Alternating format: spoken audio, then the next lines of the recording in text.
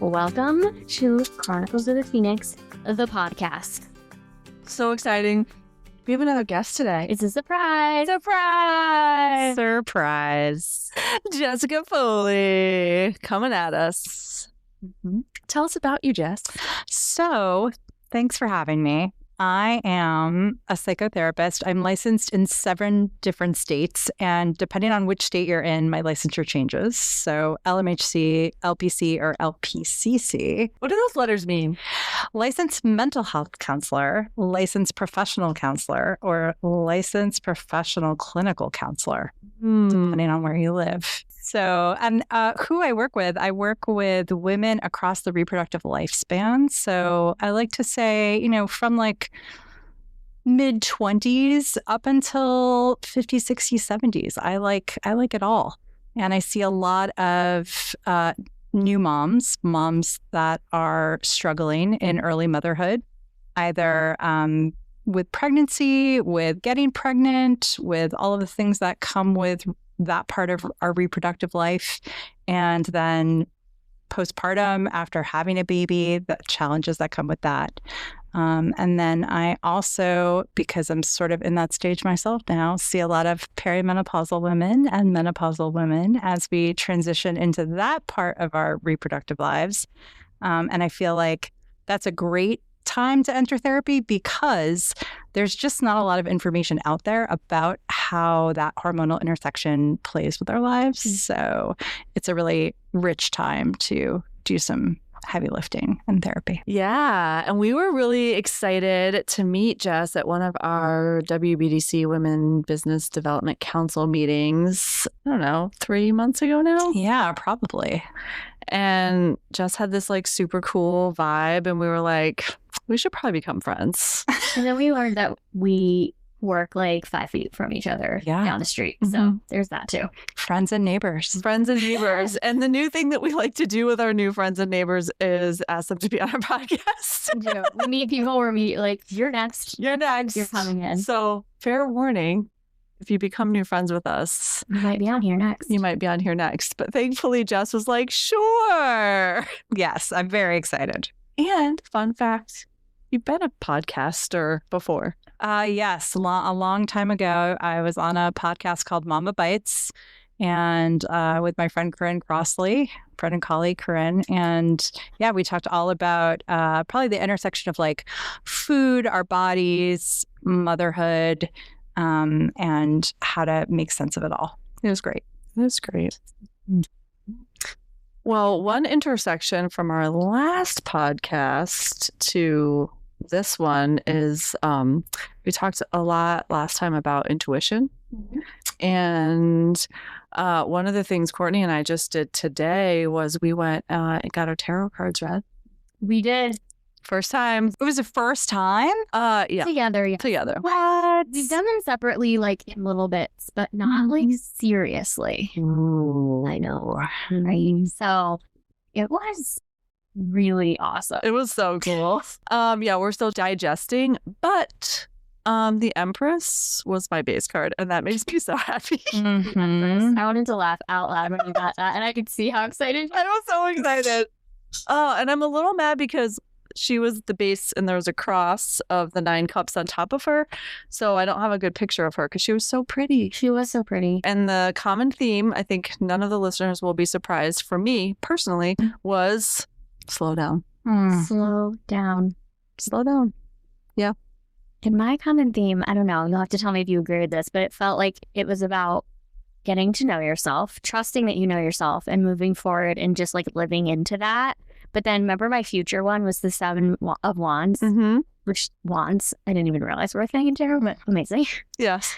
And I loved that because it kind of reminded that it was the number 7, because it's funny because even just hearing that, it reminded me so much of what we talk about with the 7 Enneagram and she was saying how it's just like the energy coming at you. You have to sort of figure out what things are going to distract you and what things are aligned, and that sometimes a lot gets thrown your way, but you have to start to discern like what's kind of meant for you and what things are distractions. But it also felt like it had a lot of excitement to it. So I was kind of like, all right, I guess I'm ready for it. Yeah. It's gonna come flying at me. So what are we going to talk about today, Court? So today we are talking about the cost of caring reclaiming our worth in systems built on self-sacrifice. And this was sort of a natural conversation we had last time we met when we got together for lunch. Mm-hmm. And we thought it would be cool to share some of the thoughts we had with our listeners, because we are all mental health therapists and have our own backgrounds and histories, but we're all very familiar with sort of the overlap that therapists, social workers, women in leadership, entrepreneurs, caregivers, and high-achieving women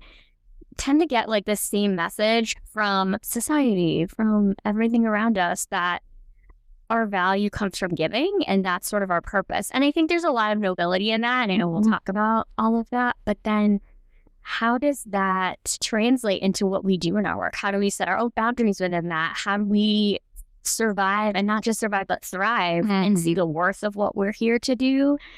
Because I think so much of the messaging is about sacrificing ourselves to do the good. And how do you feel good about caretaking and doing the work and still creating value where you can live? And not burn out. Yeah. Yeah.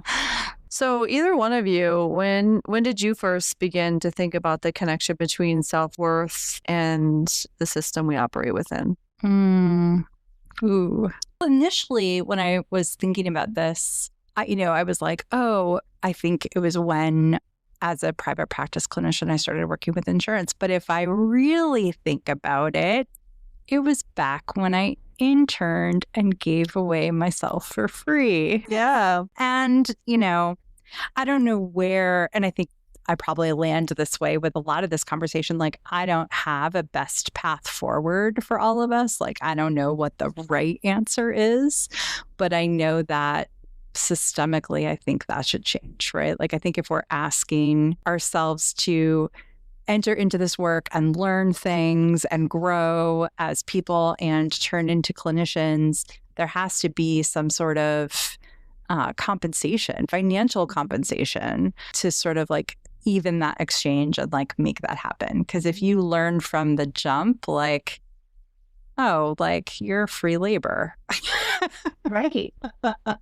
that is a really confusing message. It is, and it makes whatever that first thing, I don't know about you, but like when I did get my first job, I was like, oh my God, great, I'm getting paid. Like, that's how it felt. It created this setup where I was just grateful to have any paycheck because I hadn't had one. Correct. Yeah, zero negotiation on that. Right. I'll take whatever you're willing to give me. But it's true. And when I think back on that, I think we've talked about this because you negotiated your first job. You've been a negotiator, didn't I always negotiate. you? So she always tells that So to me. good. And I didn't at all. I just was like, thank you so much for giving me this job. Like, am I worthy? Same. Well, and it's interesting because I just did a quick Google search of like which professions are always paid interns versus what isn't. And the always paid are finance, so investment banking, trading, consulting, engineering, actuarial science, which those people get paid a lot of money, data science, analyst, and I think accounting usually gets paid internships. And I know that there are some social work programs that won't allow you to be paid. That's fascinating. Unless it's it's your first year, like you can get a work, 1 year you can have a work paid internship in your job that you currently work in. But otherwise it has to be unpaid, which is fascinating. And it does create a systemic mindset. Right.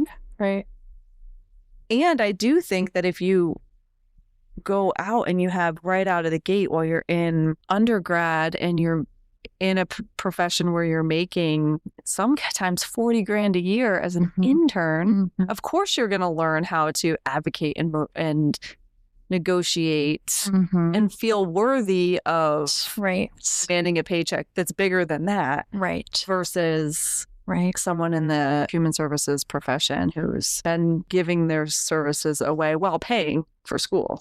Right. It's just interesting. It is, yeah. That's hard. And also, so reflective of like what we value as a society. Like those are like teachers not in there. Right. Yeah. But that's exactly it. And that's one of our like first areas to jump, I think, and think about is like, why are helping professions so often the ones who get if you were to summarize and put all those together, like, why are those the ones that often are in this position or not paid or undervalued? What do you think? #women. Say more about that. I feel like traditionally those are the roles that have been women-led roles and fields, and that is not what we value in society. Yeah, but it's true. Yes, right? Who are the people who fill those roles? And women have been undervalued, underpaid. And so if those careers are primarily women careers. And this is where I feel a little, so like I didn't go to social work school. I went to school for mental health counseling, which does have, I think, some fundamental differences, right? Sure. Like what I knew of social work school was like there were 2 tracks. There was a much more of a foundation of like how social work came to be and like the roots of that. And I think that someone tell me that story. What briefly?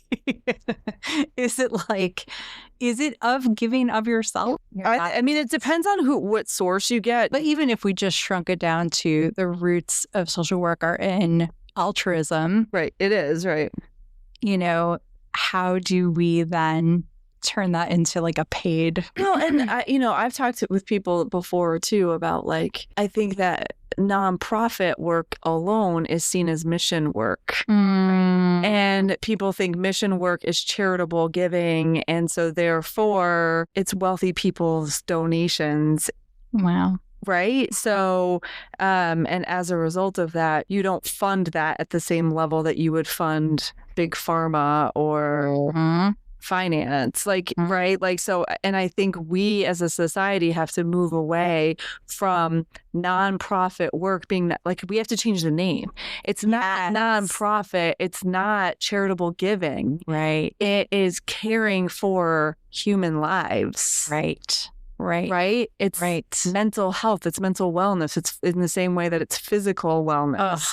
Like that's the difference. And I could cry because like if we valued that, like if that framework were changed and that were something we valued, like how different would it be?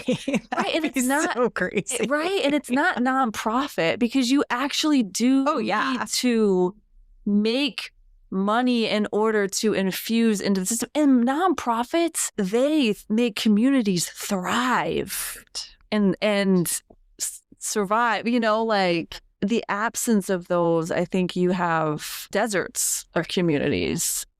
Yeah, they fill in the gaps. They absolutely fill in the gaps, and you have vibrant, healthy communities that have lower crime rates. I think there's a lot of research that supports that. But to talk about it from the roots part of it, it's like that's, I think, a big piece of it because it sort of has a history that transitioned from essentially like truly a poverty relief source, right? Like that's one part of the root that then transformed into more of the mental health side of it. Then that part typically followed things like War One, like so the Red Cross was sending case workers into homes and things like that to help families and things like that. And so there was a lot of shift at that point into more of the mental health side of it. But again, it started primarily as poverty relief. Women giving of themselves for free, and how that then became the expectation. Well, and what are your thoughts about that in terms of like the mindset or expectation? Because I think a lot of mental health and human services and the work that we all do that is predominantly women-driven falls into like the nonprofit space and under those umbrellas. And then I think it allows like insurance companies to devalue it, and it just has this trickle-down effect. So how do you think we reshape the system of that? Oh, man. I can speak from my personal experience as a clinician that worked within the system. I think initially with my nonprofit work, when I worked for agencies, it was pretty clear, like the messaging was like, you just have to love this work. Like, you're probably never going to get a raise, sweetheart, but you just have to love what you do, you know? And I just was like, and it also seemed often there were people that had like been there for like 40 years, and then like a group of us that had been there 10 minutes. Like, there was very few in betweeners. Really common. Yeah. Right? Yeah. Which kind of was weird to me too. Like, it seemed odd. And I think just being kind of like given that message right off the bat was like really strange. Like, knowing that, I don't know, that like somehow I was never going to be valued financially, and yet my devotion to like whatever I was doing was like, should have been enough payment for me. And then as I transitioned to working for myself in private practice and working with insurance companies, and initially I had like signed up with like every single one I could get my hands on, that messaging was really, really interesting. And I think even as clinicians sign up to work with insurance companies, they have no idea what it is that they're even like signing or getting into. We don't necessarily read every contract and like what it actually says, but that was kind of the same exact message. They were like, this is the rate you're going to get paid. Mm-hmm. You'll probably never get a raise. Yeah. So you have to really love what you do. Yeah. And that was my experience. I asked for raises. I rarely got them. And if I did, it was like a quarter. It was never like a real satisfactory, like cost of living kind of like raise, very rarely. And even when our professional agencies lobbied for us with insurers, I always felt like those raises were pretty insignificant. Well, and then what I noticed is that depending on where you live, but I think often we would see people working multiple jobs. Oh, yeah. Oh, yeah. Absolutely. To survive. I work with a ton of people in education, and every educator I know is working more than one job. Yeah. They're not living on the salary that they make at school, and they are working harder than almost anybody I know, and then are still doing their side gig or working in restaurants or whatever to survive. Right. Yeah. Do you think chronic undervaluation creates self-doubt? Oh, 1,000 bajillion %. Yeah. And that really was how I kind of came to a place where I was okay with going off panels. A client I had referred, their partner to a clinician who was very popular, and I knew they had a great reputation. I knew they did good work, and they were a provider that just saw men, and mostly dads, right? So this like the dad provider, and I'm seeing all the moms. So I'm like, of course I'm going to refer to the dad provider. He's amazing. So I do that. And the client came back to me at one point and said, hey, my husband is seeing so-and-so and he's amazing. Like he's getting so much better. He loves him. He's doing such great work with him. And then she kind of side-eyed me and was like, do you know how much he charges? Oh, girls. I mean, it was a lot of money. My jaw dropped. I couldn't even be present in the session anymore because I was just thinking, why is so-and-so making that and I'm making this from X insurance company? I could not wrap my head around it. Yeah. So that was the moment where I was just like, no, hard no on this. I'm done. I can't do this over and over, get less and less, sometimes less every year too. I don't know if that's ever happened to you, but a rate cut with insurances. And so, yeah, I felt like I couldn't sustainably continue at that pace with the amount of work I was doing and feel as awful as I felt with add in the other things that we manage around insurance is its own job, right? Like managing claims, following a claim cycle, trying to figure out why a claim got denied, knowing all the new codes that are coming out, every other year. Like, it's a lot. So yeah, I felt very devalued, and I felt like it was impacting my self-worth and my ability to do the work. And it's just the difference, because I think it is the messaging, because it's maybe not even that he felt like he was better than anybody. He just was brought up in a system that said, ask for what you're worth. And he was like, okay, cool. Yeah. I'm worth this. Sure. Yeah. And people were like, oh, okay.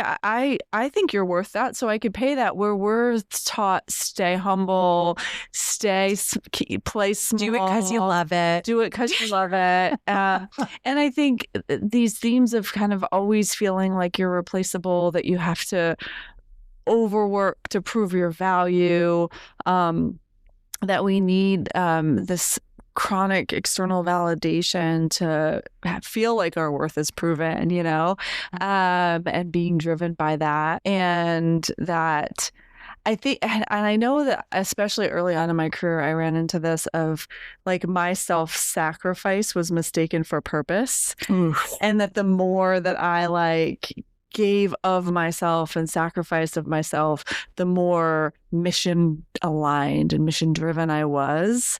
Oh, it's so culty. It feels culty. A little bit, right? And I think that is. And I think that there is sort of this ick factor. If I want money, then I'm not really a mission girl. Yeah. There's a little bit of like, oh, I feel like, I'm not supposed to want money, like I'm a social worker. Ooh.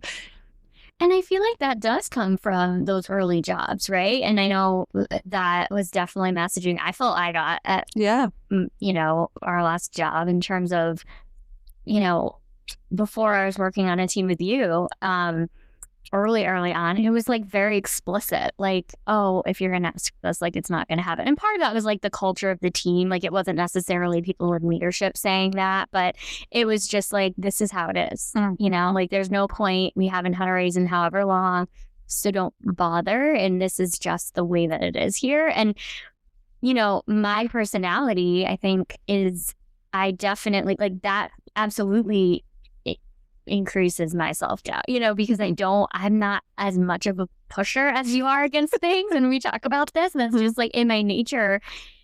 And I've learned to do that. And I've had to really be pushed to advocate and become very comfortable with that. And I think I have over the years. But early on, I was just like, oh, okay. Okay, I guess this is just how it is. And people in my life would challenge that. My own therapists would challenge that. Like, why do you stay there? Do you think you should look at other opportunities? I was just sort of taking on the mission in that way and saying this is how it is. When you try to zoom out and understand why would we be okay with those things, there is usually this sacrificial side of things where you're like, your worth isn't as important as the greater good. So give to this and not yourself. Mm-hmm. But then then I go big picture, and I'm like, okay, so if that's everything we've been steeped in and how we're doing the work, what is that translating to with our clients? What kind of work am I doing if I'm hashtag take a bath, self-care, but also I'm going to work 70, client hours and my part-time job bartending. Well, but it was that. And even in my leadership roles, it was really hard to say, find balance in your life when I was also responding to emails at 10 p.m. And, and I could say, don't do as I do. Just because I'm responding to emails at 10 p.m. doesn't mean that you have to. But I feel like that didn't translate, because people were like, well, I mean, if you're doing it, that means you must have an expectation. Yes, that's the level. That's the bar you're setting, And we learn a lot about that in the leadership trainings we've done and, participated in, but also learned for ourselves. Is that type of culture is so important. And it absolutely has to be action oriented. It can't just be your word. It has to be how you live. And you have to model it. Yeah. I don't know if it was growing up one of 5 and the squeaky wheel got the grease. So I just sort of learned how to advocate at a young age or what, but I have this righteous fairness side to me where I feel like I always think that things should be I think you should be compensated for your worth. And I think that it should be equitable. And division of labor should be equitable. So I'm always sort of monitoring that. And because I have like a systems way of thinking about things, as I moved up in the ranks, I was sort of monitoring that. And when I would see inequities, I would be like, this doesn't feel right. And so I was constantly advocating for compensation for my staff and myself, and doing it in a very systematic way of benchmarking either my salaries or my team salaries against market and workload and, across the board. And I was an outlier, to Courtney's point. I was definitely an outlier in the organization in terms of actually pushing that. Trailblazer. But Empress even. She's the Empress is here. But yeah, it bothered me. It should. It really bothered me. So, and I also have never been afraid of no. So I was sort of, I just sort of had this mantra of, that just slapped me in the face. She's not. I'm not afraid of no. No to me is just like, all right, well, if that's that no, then how about this? Right. That's a product of having 4 siblings. Exactly. I live with that no, but then how about this alternative? Like, that's fine. I can think of 3 other ways we can get around. I'm like Billy from Fantasy Circus. I love it. There's 100 different ways to get where I want to go.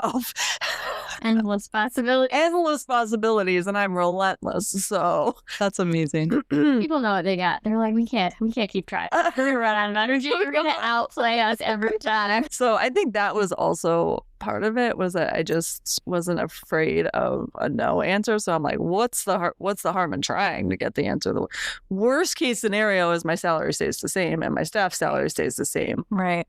You are an outlier. Hopefully I'm not going to be right. Like, hopefully it shifts. I hope it does shift. I know. I want to shift. Want to figure out how to do, and it does take people sharing their stories about this, but also seeing people in leadership, because I think we've talked about this, and Erin was my boss for a long time. Yeah. And so that was a lot of what I experienced with you, but seeing how you did that, and it definitely seeing people challenge the system, people find their workaround, like advocate, not be afraid. It really does motivate more people, I think, to do the same and feel like, okay, yeah, I can totally do this. I'm worth it, and I'm worth it too. And I think the modeling is so important. Yeah. And I think it was a cool process to see young women very hesitantly come to me, like asking for raises or stuff, and thinking that they would be getting in trouble. And I was like, I will never, ever disparage someone for asking what they're worth. But like, I can't guarantee I can do it because we do have budget constraints and stuff like that, and I'm not the bottom line. But like, by all means, ask for what you're worth, but put in the work to show. Oh yeah, give me your PowerPoint. Let's go. Right. Like, it can't just be give me the money, but like, make a business case. Make a business case as to why this is mutually beneficial for the organization and you, and let's go.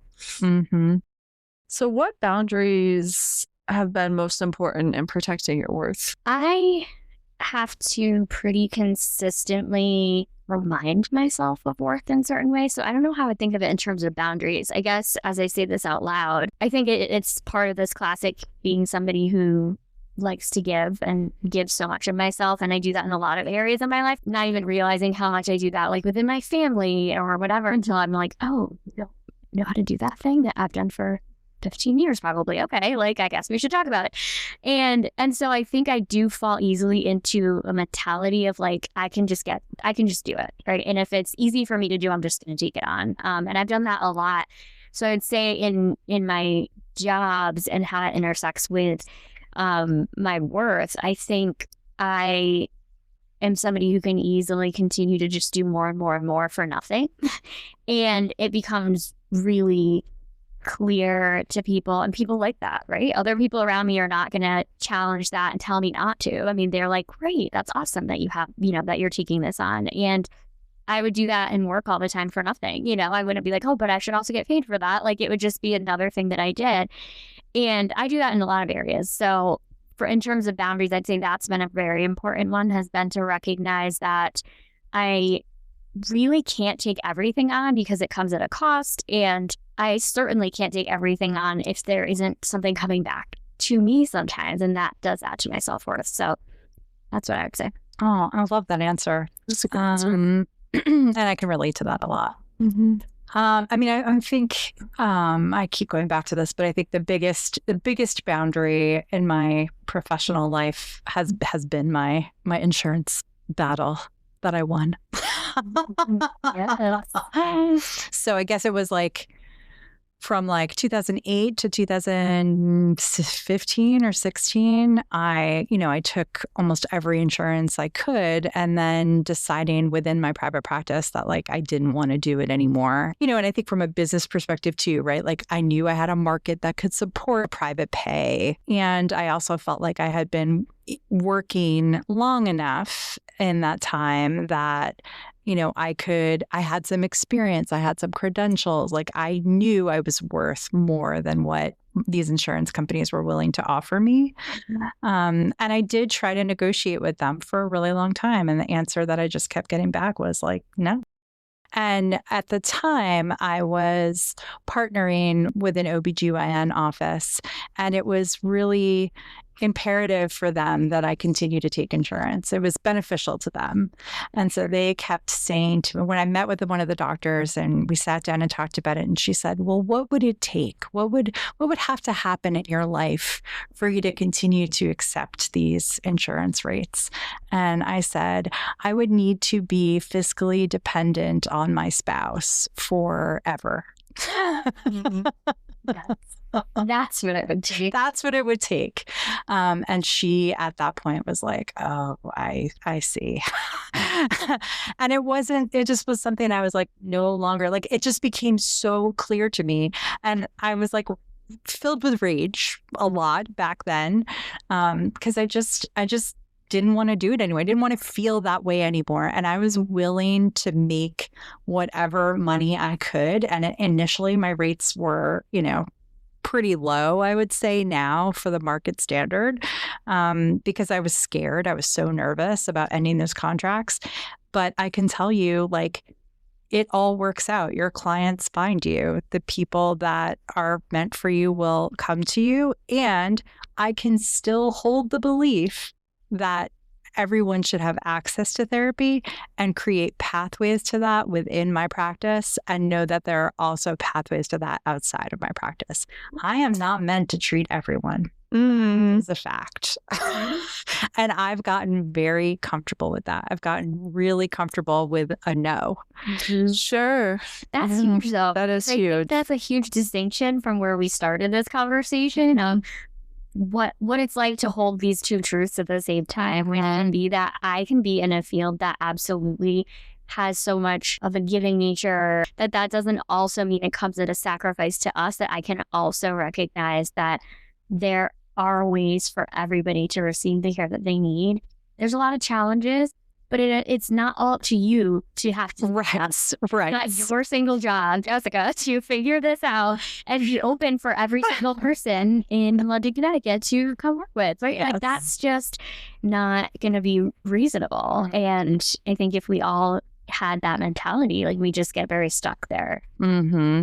When do you feel most aligned with your worth? So I think I feel most aligned with my worth when I'm working in a way that isn't depleting me. And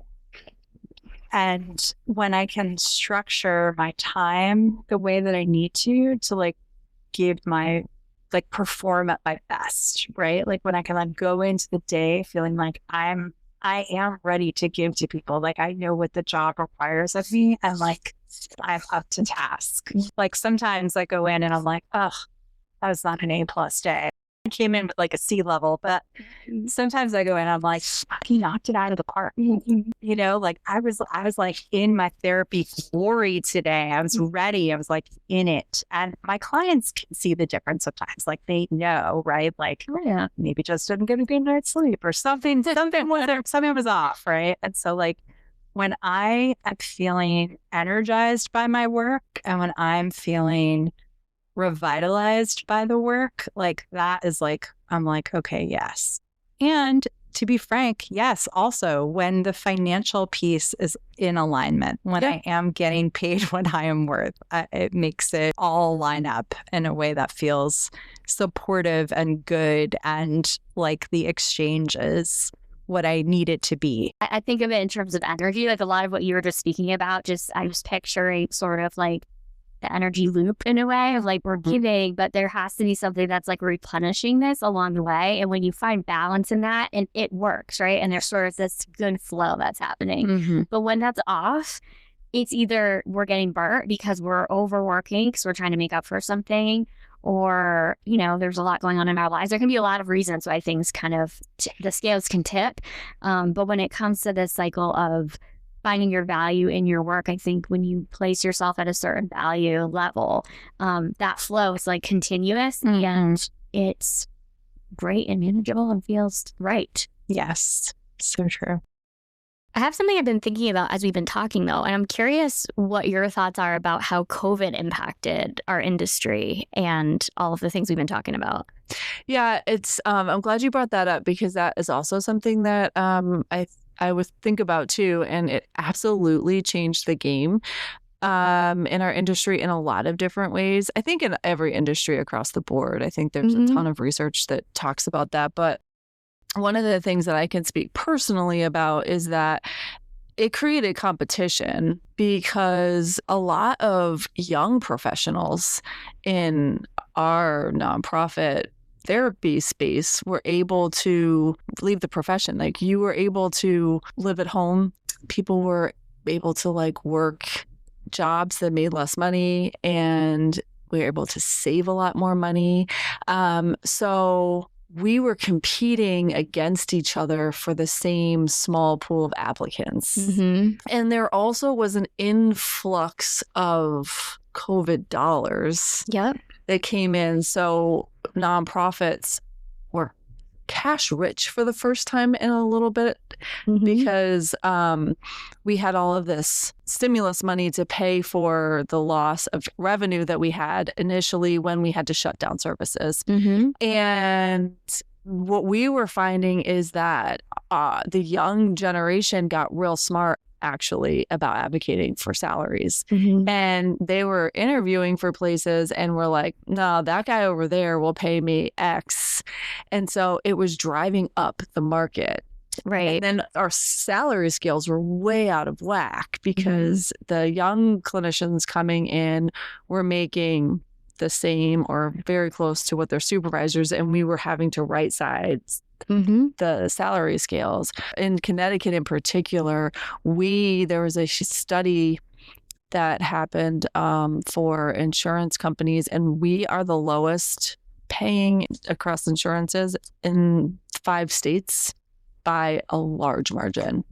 And I think that was also a time where people couldn't ignore the impact of COVID on mental health. Yes. And not that there still isn't the impact today, but I think there was a lot more fear. Well, obviously there was a lot of fear in general at that time, but I also think it was there was a spotlight on the fact that people probably weren't doing well and they didn't have access and they couldn't go anywhere. And so we saw shifts in insurance coverage for telehealth sessions, which previously had not been as covered. So you also saw people, much like you were saying in terms of competition, those clinicians who were working in nonprofit could also start private practices out of their houses with no office, no rent, and just start billing insurance if they could get paneled, you know? And I think during that time, they were also expediting paneling, things like that, to make sure that people had access to care. And so I feel like there was, like you're saying, the impact was huge in a lot of different ways, but there have been some sustained changes that happened during that time that did continue. Was positive, right? The interstate compact, like Connecticut hasn't joined yet, but it was very, very expensive for clinicians to be paneled in multiple states and to maintain their license. And now in some states, there is reciprocity, so you don't have to continue to get licensed in multiple states. Right. And pay into that in every state. Yep. So it allowed you to not only be able, and so when you come back around to what we're talking about here, where we may not be the right single person as a treater to treat a particular person, we know that access to care has expanded vastly as a result of telehealth, as a result of the Interstate Compact. Yep. And the ability for clinicians to operate entirely virtually. Right. I think the other thing that we saw is we went from like a very in-person environment where everybody worked in the office, and there was a sense of community and connection. And it was interesting because at the time our organization was trying to move to a more hybrid model, feeling like that would be a benefit we could offer. And then COVID happened and we had to pivot overnight and deploy laptops and get Wi-Fi and all of this stuff. Did it very quickly. We were very nimble, and then learn telehealth and all of that, like all the other organizations. And then, you sort of changed the work environment. Also, though, organizations learned like, oh, we can change our footprint now. Now we can figure out what services and what parts of our org can work remotely, and we can reduce cost. So we sell off buildings, we figure out what parts we can subcontract work to reduce cost. And then all of a sudden you see the cost 2 years out of the lack of community that was once made your team special. It's very hard in a remote environment. People don't create the same connections as well. I feel like in a remote environment, it takes a lot more intentional leadership to make that happen. So I also think that has changed. It requires leaders to have to adapt and think differently about how to create intentional cultures. Right, because we know that staff aren't just leaving because of low salary. They're also leaving primarily because of being lonely in the workplace. Correct. So what would you tell someone who is stuck in an undervalued role? That they should understand what their value is and really look at the bigger picture. Because I think that in my experience, data is power, information is power. And the more that you understand your value in the bigger context, and not just the bigger context of within your organization, but also within the larger system, community, state, I think it's very helpful to benchmark your value across systems. And when I say systems, I mean like your role comparatively across other organizations' roles and in different communities and areas. I think it's really helpful to understand how your organization is measuring up to others in terms of what your workload is, what your compensation is, what your team composition looks like. I think the more that you understand how your organization is operating in comparison to other similar organizations, the better you're able to bring solutions to your supervisory team.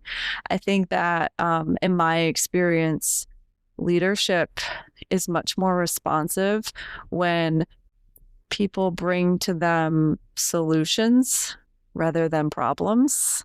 And I think that if you have identified what your value is in terms of what you do, but also your work ethic, your input, and then how that benefits the organization. And then also any ways that you can see that you could improve the organization, any ways that you could add value. I think that whenever I feel stuck in the situation, the best way to get unstuck is to move to action through a lot of first research to understand what my options are. And sometimes, especially if I'm in an untenable situation, just knowing I have options, and sometimes knowing I have options by sometimes throwing a resume out there, even if I don't want to leave.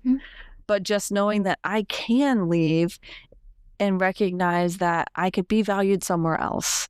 is freeing to know that I'm choosing to stay. And that's so generalizable. I feel like do whatever you have to do to make sure that you're not in the position where you feel stuck if you can, because that is what allows you to feel like you have choice. And a lot of magic happens there when you realize there are choices. You have choices. There are options. So I guess I talk about this a lot. Like, I think about it. I'm going to do this. You guys can't see me, but like, I feel like sometimes we sort of feel like we're a horse in a race with the blinders on. And I feel like I like to tell people, like, take the blinders off so that you have peripheral vision again. Because I think if you can see all around you and recognize that you don't have one option or two options, you probably have limitless options. You just can't see them right now. And you're probably less stuck than you feel. And when you can open yourself up to that, you start to actually experience and feel your value again. And when you feel your value, others will experience it with you. That was beautiful. Thank you. So as we wrap here, what is one message you would leave listeners? I think I would like people to walk away thinking about the context of like where they might have learned about their own self-worth. Yeah. Because like it wasn't really until I started to think about that, about how we came to be valued for our caring, especially as women, that I began to see my own worth differently. So like I would hope that people could take that lens and sort of pull back and look at like the information they've been steeped in about their own worth, whether that came from like, you know, all the different systems they were involved in, including their families, but also their education system, the patriarchy, all of the ways that we've been sort of taught to believe what we are worth. And think about that as you might be feeling stuck or might be wanting to ask for a raise, like all of those different things. Like, I think that's what I would like you to walk away with, because I think sometimes, again, as women, those feelings become very personalized. Like, well, I'm somehow not doing enough, or internalizing that negative self-worth. And so to sort of like, again, look at all of the pieces that led you there. For sure. And I think for those who may not be as familiar with our field or work in our field, it's also important to look at how you can add value to your life in a lot of different ways. And sometimes that's rethinking what your values are and where to pour into. Like beyond the finances, it could be looking at your time off. It could be taking time for yourself, thinking openly about how to bring the things into your life that are aligned for you, and not necessarily staying stuck in the spaces where a system creates sort of what's important to you. Yes. If that makes sense. That totally makes sense. And so as we start to wrap today, as we head into our takeaways, we have some things that we think could help every one of our listeners who's been hearing this conversation today apply some of these things to their lives, even if they don't have a familiarity with our field or work in the field. Yes, exactly. So per usual, our takeaways: not everything we call self-doubt starts within us. Sometimes self-doubt grows in environments that consistently undervalue us. When we're surrounded by messages that our sacrifice matters more than our expertise, it's easy to begin questioning our worth. Being compassionate and valuing yourself are not opposites. You don't have to choose between caring deeply and advocating for yourself. You can be generous without abandoning yourself. That is so true. I love that. It takes time to learn. It's hard. The issue isn't whether we're worthy. The issue is often where we learn to doubt it. Whether these messages came from our profession, our culture, our upbringing, or our experiences, many of us have absorbed stories about who we're allowed to be and what we're allowed to ask for.